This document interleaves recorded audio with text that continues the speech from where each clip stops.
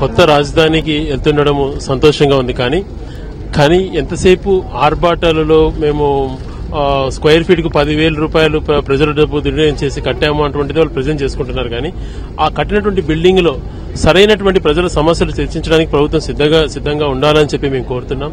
ముఖ్యంగా ఈరోజు కరువుతో రైతులు అల్లాడుతున్న విషయాలైతేనేమి, రైతు ఆత్మహత్యలపైన, ఇన్పుట్ సబ్సిడీ ఇవ్వకపోవటాలు, కాంట్రాక్ట్ ఉద్యోగుల సమస్యలు, దాదాపుగా 45 అంశాలు, అగ్రిగోల్డ్ అంశాలు అయితేనేమి, పోలవరం సంబంధించినటువంటి రీఆర్గనైజేషన్ దానిపైన, అంటే అక్కడి నుంచి మూవ్ కావడానికి వాళ్ళకి ఇచ్చేటువంటి సైట్స్ విషయాలలో ఉన్నటువంటి ప్రాబ్లమ్స్ అయితేనేమి, ఇట్లా అనేక సమస్యలు 40 పైనగా అంశాలు అన్ని కూడా ఉన్నాయి.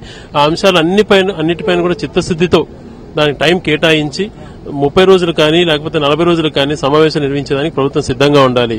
లేకపోతే ఏదో ఒక కారణం చేత ఎదురుదాడి చేసి ప్రతిపక్షం పైన తప్పులు పట్టేటువంటి విధానాన్ని అవలంబించి ప్రజా సమస్యలు చర్చకు రాకుండా చేయడంలో ఈ 3 సంవత్సరాల నుంచి కీలక పాత్ర పోషించారు. అటువంటిది కాకుండా కనీసం కొత్త అసెంబ్లీలో అయినా కూడా ఈ అంశాలపైన అన్నిటిపైన చర్చ జరపాలా అని చెప్పి మేము మాట్లాడదలుచుకున్నాం. ఏదైతే అధ్యక్షుల వారు 42 అంశాలు మాకు తయారు చేసి ఇచ్చారో ఆ అన్ని అంశాలపైన బీఎస్సీలో టైం కేటాయించమని గట్టిగా ప్రభుత్వాన్ని అడుగుతాం.